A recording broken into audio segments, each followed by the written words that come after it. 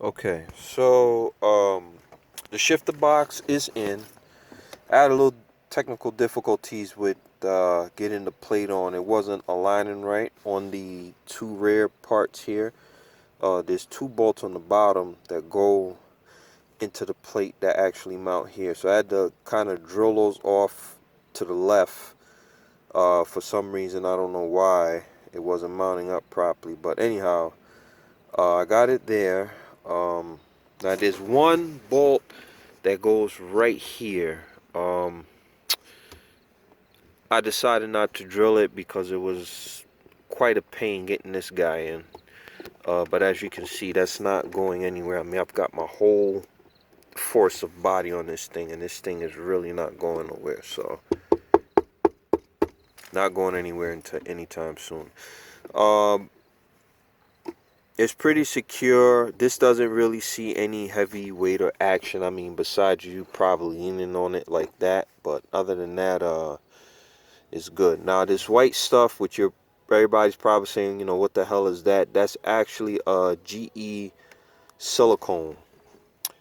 Very close to like what 3M uses, but this is better according to one of my buddies who's a plumber. Actually said that this stuff would seal up real well, and I wouldn't be getting any gases coming into the cabin of the car. This car is no prize car. It's definitely a work in progress. You can see I kind of tore everything out. It's a little dingy, dirty. We got it from the auction, and I never finished putting it together. Eventually I will. Needs a little detailing and TLC. It's been sitting in the yard for like ever. That's like some of the stuff that needs to be handled. But nevertheless, we want to get the main thing in, and that is the power plant. So there's the EK Series 83. Uh, this doesn't fit because of that. It actually came with a electronic throttle body. So we took one from a '03 Honda Civic Si. So that's on there with the throttle body. Still needs to be hooked up. The wire harness needs to be hooked up. Radiator, AC condenser, tubings, bunch of little stupid stuff. Exhaust manifold. But anyway, I wanted to assemble most of the stuff that I have. So right now what we did was we put the shifter box on, which I need to find cotter pins for this guy and for this guy, just to lock these suckers down. But other than that, shifter box is in. Pretty painless from what I've understood online. People go all the time, oh my god, it's so easy, and sometimes it really isn't. But okay, let's go down here so everyone can see what the deal is.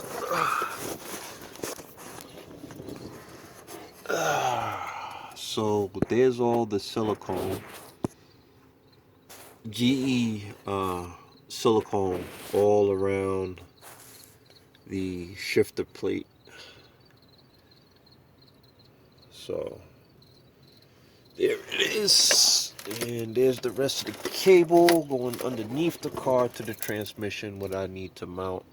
I'm kind of losing a little bit of daylight, so I'm going to stop here. But, yeah, you can see it's all done up.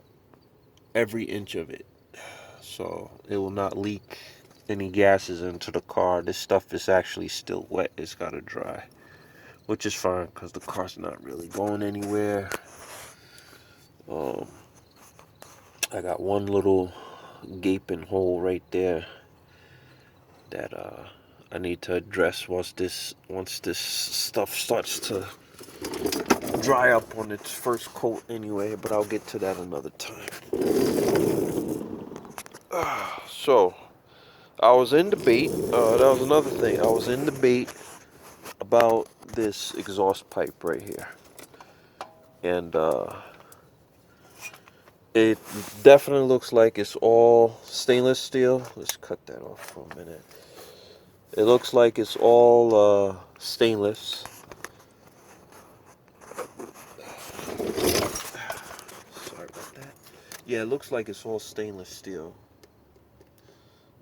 So that won't be rotting out anytime soon. So I actually was thinking of maybe jerry rigging the header once I get it to see if it'll fit on this sucker. If it doesn't, then whoop-de-doo.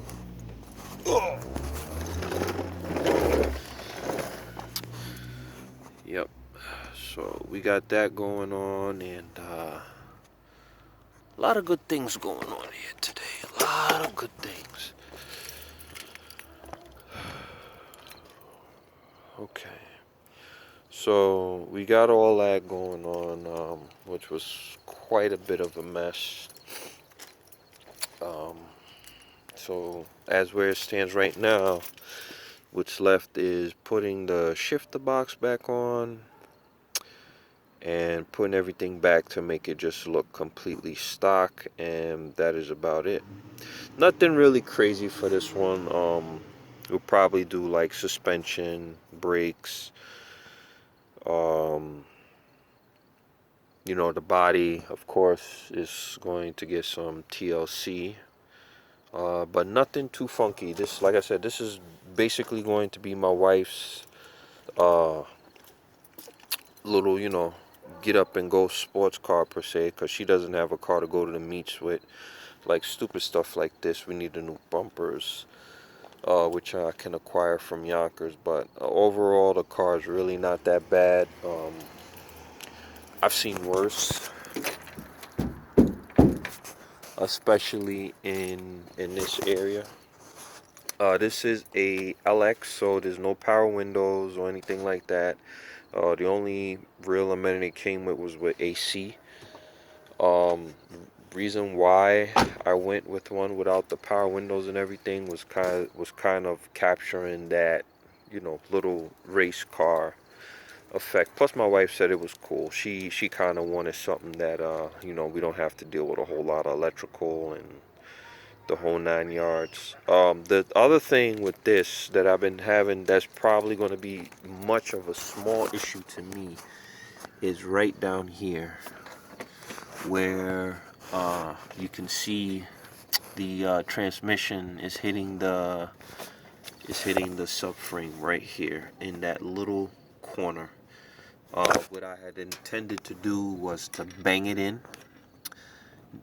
to where it'll clear it just on that little corner, and then it should be fine. I mean, there's very little that's touching back there, as you can see, mainly on the bottom. So I'm gonna just bang in that whole area to where it'll sit upright. Then I can mount my rear bracket on, and then put the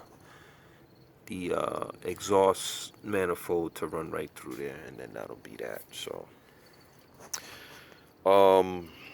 I have the axles which are not put in, that needs to get put in. I was going to do it today, but I'm exhausted now. So thanks BWR for not sending me a template once again. I'm really kind of surprised with those guys, but whatever. This is not the first time that I've actually had to modify a part that they so-called quote unquote would say this is a direct fit. So what were some of the other things that people were mentioning? Oh, let me make this very easy so everybody can understand. Anybody can put this together. They're not that hard as you think.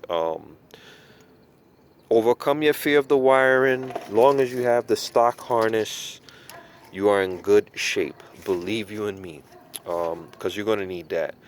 Where it gets tricky is where it goes from this harness, and then there's like a jump down, I'm sorry, not jump down, a chassis harness to get your speedo, your fuel, and all that working. That's pretty much it, but it's pretty simple. Don from RPM System, very notorious on doing these sort of little wiring projects. We've already spoke numerous times. He can wire this thing in like 2 hours and actually get it started and running. So I'm just acquiring my little bits and pieces. Again, like I said, stupid stuff. Fuel feed relocation line, so that can be fed to the fuel rail, which I've not put on. I actually have a nice beautiful one upstairs that is going to that's going to be mounted to this, along with its injectors. So yeah, I'm not really going too crazy. I'm actually happy the way this turned out. It turned out way better than what I thought it would. Um, what else? Yeah, that's pretty much it, man. I mean, I'm just slowly going along, and that is that. But good luck, and whoever's watching this, I hope this was able to help you out. Peace.